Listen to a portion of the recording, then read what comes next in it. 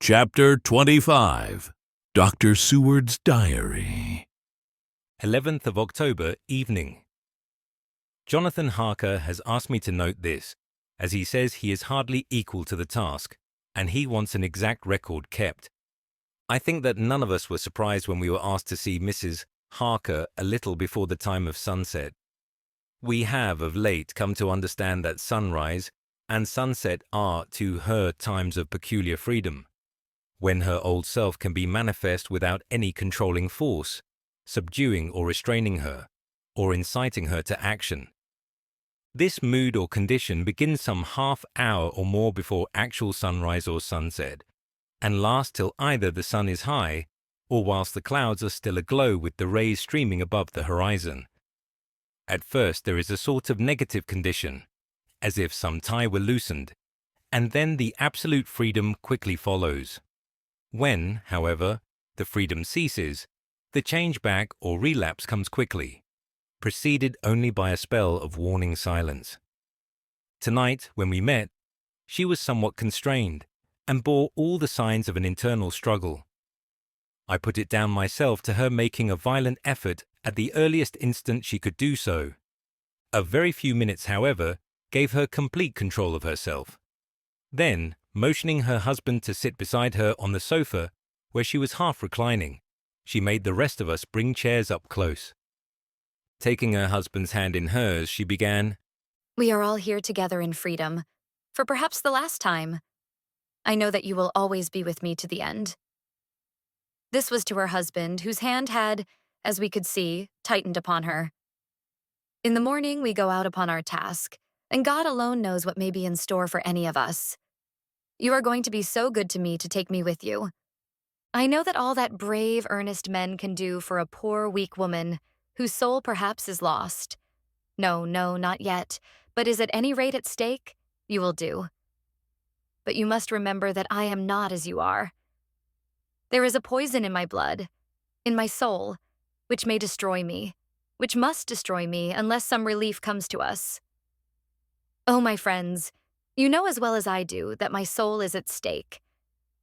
And though I know there is one way out for me, you must not, and I must not take it. She looked appealingly to us all in turn, beginning and ending with her husband. "What is that way?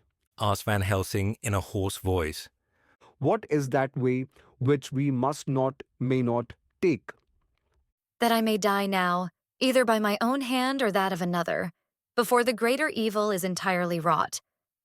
I know, and you know, that were I once dead, you could and would set free my immortal spirit, even as you did my poor Lucy's.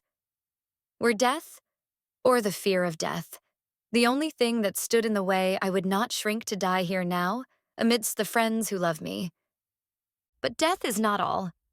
I cannot believe that to die in such a case, when there is hope before us, and a bitter task to be done, is God's will. Therefore, I, on my part, give up here the certainty of eternal rest, and go out into the dark where may be the blackest things that the world or the netherworld holds. We were all silent, for we knew instinctively that this was only a prelude. The faces of the others were set, and Harker's grew ashen grey. Perhaps he guessed better than any of us what was coming. She continued, This is what I can give into the hotchpot. I could not but note the quaint legal phrase which she used in such a place, and with all seriousness. What will each of you give? Your lives, I know. She went on quickly. That is easy for brave men. Your lives are God's, and you can give them back to him, but what will you give to me? She looked again questioningly, but this time avoided her husband's face. Quincey seemed to understand. He nodded, and her face lit up.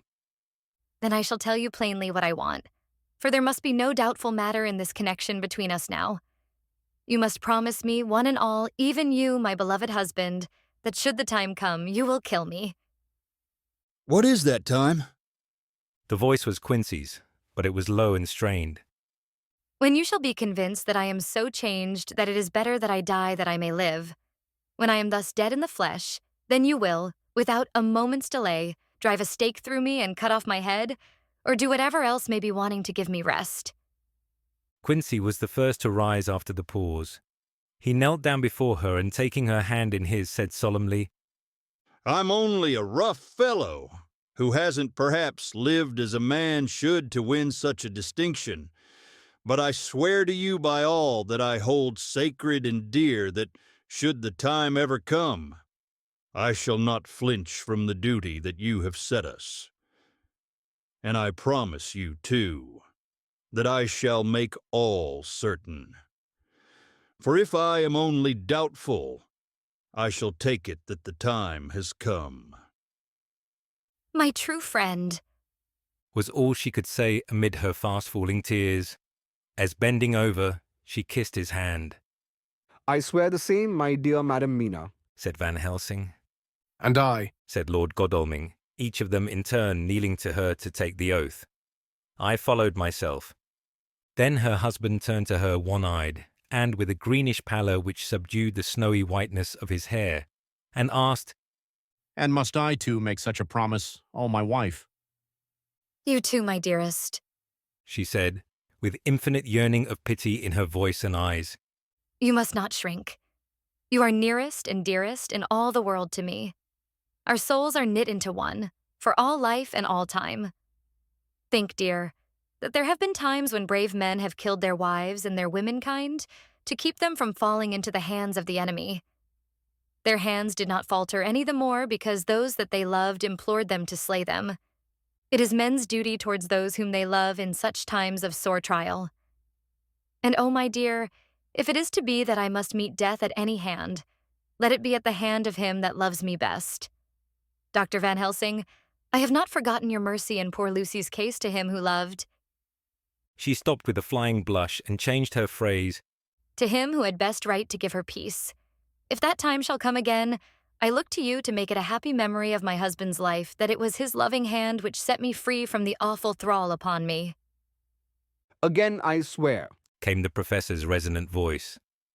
Mrs. Harker smiled, positively smiled, as with a sigh of relief she leaned back and said, And now one word of warning, a warning which you must never forget. This time, if it ever come, may come quickly and unexpectedly, and in such case you must lose no time in using your opportunity. At such a time I myself might be, nay, if the time ever come, shall be, leagued with your enemy against you. One more request. She became very solemn as she said this. It is not vital and necessary like the other, but I want you to do one thing for me, if you will. We all acquiesced, but no one spoke. There was no need to speak. I want you to read the burial service. She was interrupted by a deep groan from her husband. Taking his hand in hers, she held it over her heart and continued. You must read it over me someday.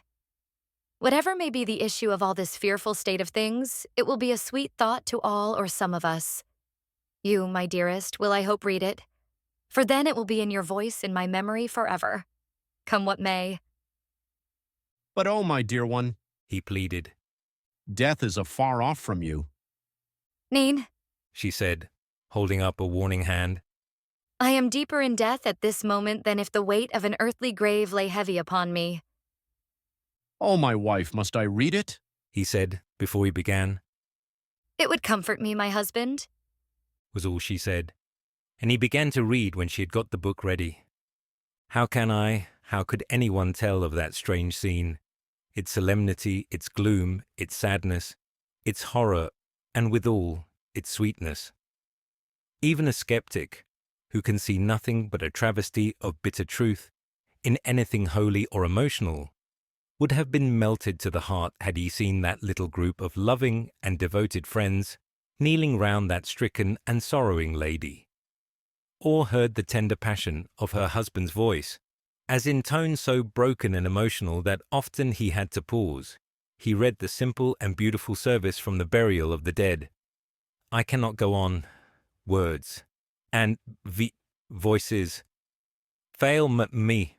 She was right in her instinct. Strange as it was, bizarre as it may hereafter seem even to us who felt its potent influence at the time, it comforted us much, and the silence which showed Mrs. Harker's coming relapse from her freedom of soul did not seem so full of despair to any of us as we had dreaded. Jonathan Harker's Journal. 15th of October, Varna. We left Charing Cross on the morning of the 12th, got to Paris the same night, and took the places secured for us in the Orient Express. We traveled night and day, arriving here at about 5 o'clock. Lord Gosling went to the consulate to see if any telegram had arrived for him, whilst the rest of us came on to this hotel, the Odysseus. The journey may have had incidents. I was, however, too eager to get on to care for them. Until the Tsarina Catherine comes into port, there will be no interest for me in anything in the wide world. Thank God, Mina is well and looks to be getting stronger. Her color is coming back. She sleeps a great deal. Throughout the journey, she slept nearly all the time. Before sunrise and sunset, however, she is very wakeful and alert, and it has become a habit for Van Helsing to hypnotize her at such times. At first, some effort was needed, and he had to make many passes, but now she seems to yield at once, as if by habit, and scarcely any action is needed. He seems to have power at these particular moments to simply will, and her thoughts obey him. He always asks her what she can see and hear. She answers to the first, Nothing. All is dark. and to the second, I can hear the waves lapping against the ship and the water rushing by. Canvas and cordage strain and masts and yards creak. The wind is high. I can hear it in the shrouds, and the bow throws back the foam. It is evident that the Tsarina Catherine is still at sea, hastening on her way to Varna. Lord Godalming has just returned. He had 4 telegrams, one each day since we started, and all to the same effect, that the Tsarina Catherine had not been reported to Lloyd's from anywhere. He had arranged before leaving London that his agent should send him every day a telegram saying if the ship had been reported.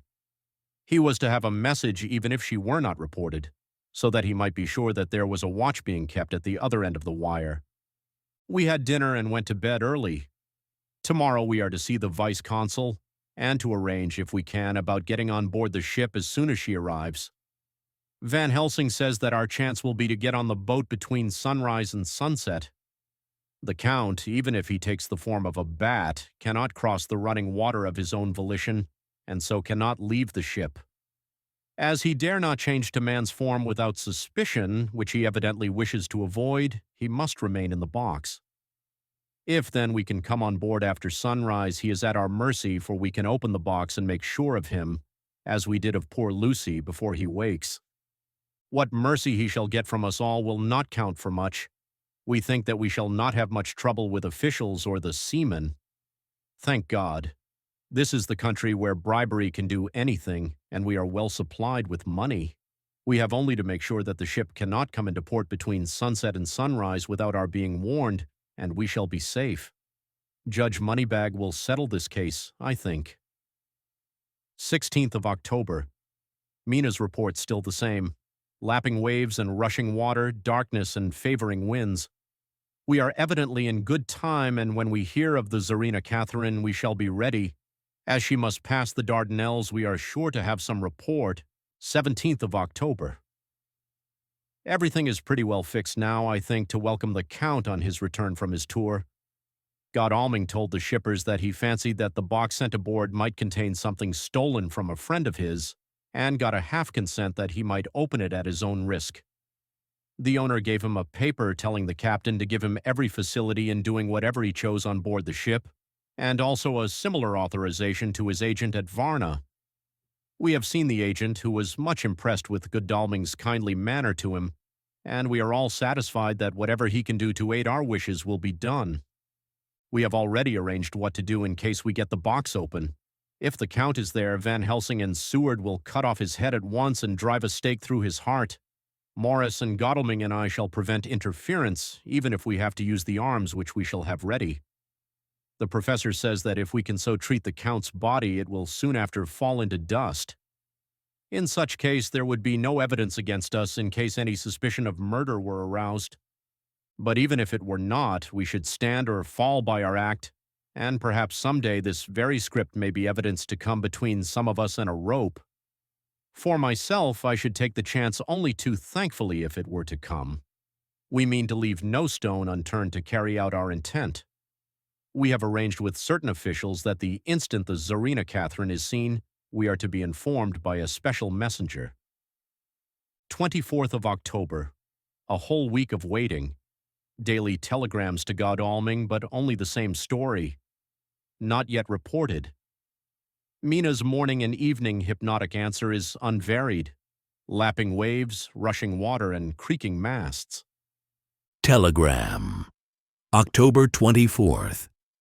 Rufus Smith, Lloyd's, London, to Lord Godalming. Care of HBM Vice-Consul, Varna. Tsarina Catherine reported this morning from Dardanelles. Dr. Seward's diary. 25th of October. How I miss my phonograph. To write a diary with a pen is irksome to me. But Van Helsing says I must. We were all wild with excitement yesterday when Godalming got his telegram from Lloyd's. I know now what men feel in battle when the call to action is heard. Mrs. Harker, alone of our party, did not show any signs of emotion.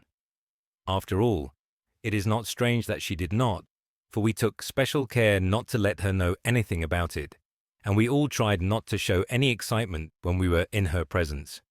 In old days she would, I am sure, have noticed, no matter how we might have tried to conceal it. But in this way she is greatly changed during the past 3 weeks. The lethargy grows upon her, and though she seems strong and well, and is getting back some of her colour, Van Helsing and I are not satisfied. We talk of her often. We have not, however, said a word to the others. It would break poor Harker's heart, certainly his nerve, if he knew that we had even a suspicion on the subject. Van Helsing examines, he tells me, her teeth very carefully, while she is in the hypnotic condition, for he says that so long as they do not begin to sharpen, there is no active danger of a change in her. If this change should come, it would be necessary to take steps. We both know what those steps would have to be, though we do not mention our thoughts to each other. We should neither of us shrink from the task, awful though it be to contemplate. Euthanasia is an excellent and a comforting word. I am grateful to whoever invented it. It is only about 24 hours' sail from the Dardanelles to here, at the rate the Tsarina Catherine has come from London. She should therefore arrive some time in the morning, but as she cannot possibly get in before noon, we are all about to retire early. We shall get up at 1 o'clock so as to be ready. 25th of October, noon. No news yet of the ship's arrival. Mrs. Harker's hypnotic report this morning was the same as usual, so it is possible that we may get news at any moment. We men are all in a fever of excitement, except Harker, who is calm. His hands are cold as ice, and an hour ago I found him wetting the edge of the great Gurkha knife, which he now always carries with him. It will be a bad lookout for the Count if the edge of that kukri ever touches his throat, driven by that stern, ice-cold hand. Van Helsing and I were a little alarmed about Mrs. Harker today. About noon she got into a sort of lethargy, which we did not like. Although we kept silence to the others, we were neither of us happy about it. She had been restless all the morning, so that we were at first glad to know that she was sleeping. When, however, her husband mentioned casually that she was sleeping so soundly that he could not wake her, we went to her room to see for ourselves. She was breathing naturally and looked so well and peaceful that we agreed that the sleep was better for her than anything else. Poor girl, she has so much to forget that it is no wonder that sleep, if it brings oblivion to her, does her good later. Our opinion was justified, for when after a refreshing sleep of some hours she woke up, she seemed brighter and better than she had been for days.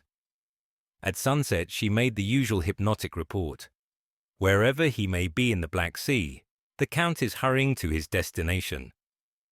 To his doom, I trust. 26th of October, another day and no tidings of the Tsarina Catherine. She ought to be here by now. That she is still journeying somewhere is apparent. For Mrs. Harker's hypnotic report at sunrise was still the same. It is possible that the vessel may be lying by at times for fog. Some of the steamers which came in last evening reported patches of fog both to north and south of the port. We must continue our watching as the ship may now be signalled any moment. 27th of October, noon. Most strange. No news yet of the ship we wait for. Mrs. Harker reported last night and this morning as usual, Lapping waves and rushing water. though she added that The waves were very faint. the telegrams from London have been the same. No further report. Van Helsing is terribly anxious and told me just now that he fears the Count is escaping us. He added significantly, I did not like that lethargy of Madame Mina's. Souls and memories can do strange things during trance. I was about to ask him more, but Harker just then came in and he held up a warning hand. We must try tonight at sunset to make her speak more fully when in her hypnotic state. 28th of October. Telegram. Rufus Smith, London, to Lord Godalming. Care. HBM Vice Consul, Varna. Zarina Catherine reported entering Galatz at 1 o'clock today. Dr. Seward's diary. 28th of October. When the telegram came announcing the arrival in Galatz, I do not think it was such a shock to any of us as might have been expected. True, we did not know whence, or how, or when the bolt would come, but I think we all expected that something strange would happen. The day of arrival at Varna made us individually satisfied that things would not be just as we had expected. We only waited to learn where the change would occur. None the less, however, it was a surprise. I suppose that nature works on such a hopeful basis that we believe against ourselves that things will be as they ought to be, not as we should know that they will be. Transcendentalism is a beacon to the angels, even if it be a will-o'-the-wisp to man. Van Helsing raised his hand over his head for a moment, as though in remonstrance with the Almighty. But he said not a word, and in a few seconds stood up with his face sternly set. Lord Godalming grew very pale and sat breathing heavily. I was myself half stunned and looked in wonder at one after another. Quincey Morris tightened his belt with that quick movement which I knew so well. In our old wandering days it meant action. Mrs. Harker grew ghastly white, so that the scar on her forehead seemed to burn, but she folded her hands meekly and looked up in prayer. Harker smiled, actually smiled, the dark, bitter smile of one who is without hope, but at the same time his action belied his words, for his hands instinctively sought the hilt of the great kukri knife and rested there. When does the next train start for Galatz? Said Van Helsing to us generally. At 6:30 tomorrow morning. We all started, for the answer came from Mrs. Harker. How on earth do you know? Said Article, You forget, or perhaps you do not know, though Jonathan does and so does Dr. Van Helsing, that I am the train fiend. At home in Exeter, I always used to make up the timetables, so as to be helpful to my husband. I found it so useful sometimes that I always make a study of the timetables now. I knew that if anything were to take us to Castle Dracula, we should go by Galatz, or at any rate through Bucharest, so I learned the times very carefully. Unhappily, there are not many to learn, as the only train tomorrow leaves, as I say.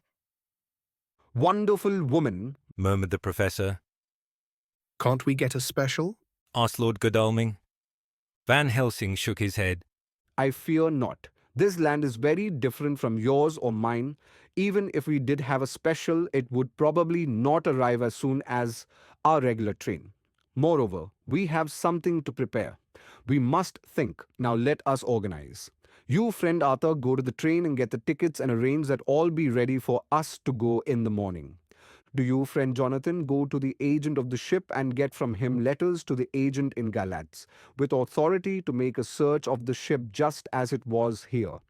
Quincey Morris, you see the vice consul and get his aid with his fellow in Galatz and all he can do to make our way smooth, so that no times be lost when over the Danube.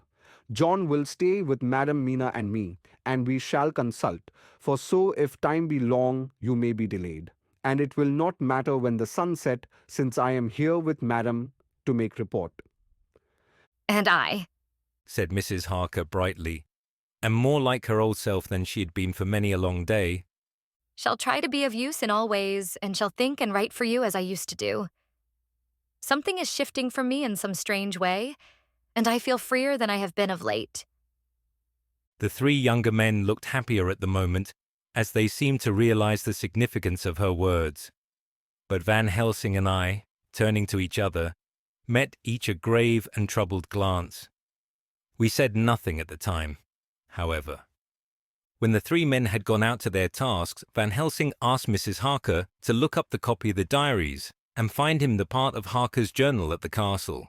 She went away to get it. When the door was shut upon her, he said to me, We mean the same. Speak out. "Here is some change. It is a hope that makes me sick, for it may deceive us." Quite so. Do you know why I asked her to get the manuscript? "No," said I, "unless it was to get an opportunity of seeing me alone." You are in part right, friend John, but only in part. I want to tell you something. And oh, my friend, I am taking a terrible risk, but I believe it is right. In the moment when Madame Mina said those words that arrest both our understanding and inspiration came to me. In the trance of 3 days ago, the Count sent her his spirit to read her mind. Or more like, he took her to see him in his earth box in the ship with water rushing, just as it go free at rise and set of sun. He learned then that we are here, for she have more to tell in her open life, with eyes to see, ears to hear, than he, shut as he is in his coffin box. Now he make his most effort to escape us. At present he want her not. He is sure with his so great knowledge that she will come at his call. But he cut her off, take her as he can do out of his own power, that so she come not to him. Ah, there I have hope that our man brains that have been of man so long, and that have not lost the grace of God, will come higher than his child. Brain that lie in his tomb for centuries, that grow not yet to our stature, and that do only work selfish and therefore small. Here comes Madame Mina. Not a word to her of her trance. She knows it not, and it would overwhelm her and make despair just when we want all her hope, all her courage, when most we want all her great brain, which is trained like man's brain, but is of sweet woman and have a special power which the Count give her, and which he may not take away altogether, though he think not so. Hush, let me speak, and you shall learn. Oh, John, my friend, we are in awful straits. I fear as I never feared before. We can only trust the good God. Silence. Here she comes. I thought that the professor was going to break down and have hysterics, just as he had when Lucy died, but with a great effort he controlled himself and was at perfect nervous poise when Mrs. Harker tripped into the room, bright and happy-looking, and, in the doing of work, seemingly forgetful of her misery. As she came in, she handed a number of sheets of typewriting to Van Helsing. He looked over them gravely, his face brightening up as he read. Then, holding the pages between his finger and thumb, he said, Friend John, to you with so much experience already, and you to dear Madam Mina, that are young, here is a lesson. Do not fear ever to think. A half-thought has been buzzing often in my brain, but I fear to let him loose his wings. Here now, with more knowledge, I go back to where that half-thought come from, and I find that he be no half-thought at all. That be a whole thought, though so young that he is not yet strong to use his little wings. Nay, like the ugly duck of my friend Hans Andersen, he be no duck thought at all, but a big swan thought that sail nobly on big wings, when the time come for him to try them. See, I read here what Jonathan have written. That other of his race, who, in a later age, again and again, brought his forces over the great river into Turkey land, who, when he was beaten back, came again and again and again, though he had to come alone from the bloody field where his troops were being slaughtered, since he knew that he alone could ultimately triumph. What does this tell us? Not much? No. The Count's child thought see nothing, therefore he speaks so free. Your man thought see nothing. My man thought see nothing till just now. No. But there comes another word from someone who speak without thought, because she too know not what it might mean. Just as there are elements which rest, yet when in nature's course they move on their way, and they touch the poof, and there comes a flash of light heaven-wide, that blind and kill and destroy some, but that show up all earth below for leagues and leagues. Is it not so? Well, I shall explain. To begin, have you ever studied the philosophy of crime? Yes and no. You, John, yes, for it is a study of insanity.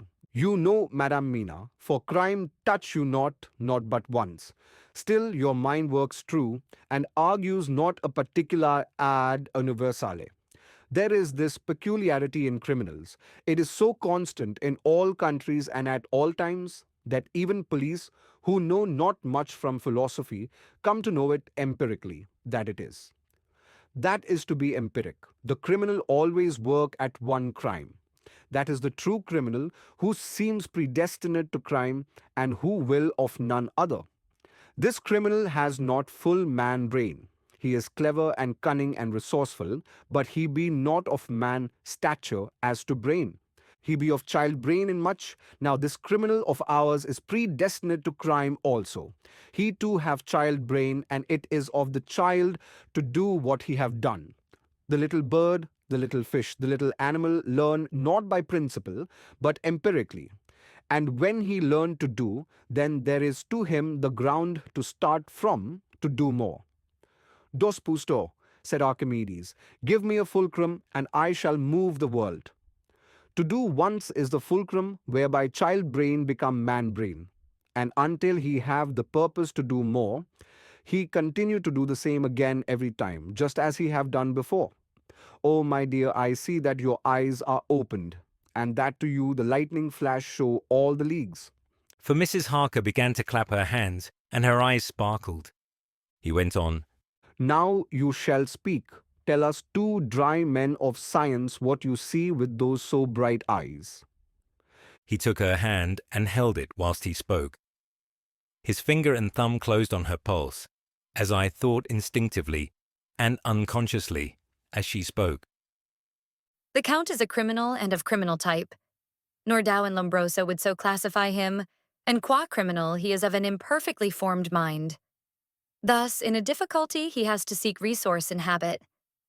His past is a clue, and the one page of it that we know, and that from his own lips tells that once before, when in what Mr. Morris would call a tight place, he went back to his own country from the land he had tried to invade, and thence, without losing purpose, prepared himself for a new effort. He came again better equipped for his work, and won. So he came to London to invade a new land. He was beaten, and when all hope of success was lost, and his existence in danger, he fled back over the sea to his home. Just as formerly he had fled back over the Danube from Turkey land. Good, good.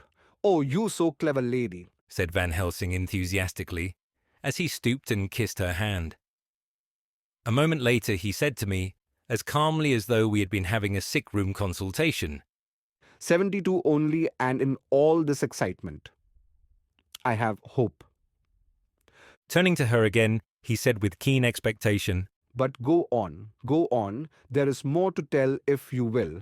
Be not afraid, John, and I know, I do in any case, and shall tell you if you are right. Speak without fear. I will try to, but you will forgive me if I seem too egotistical.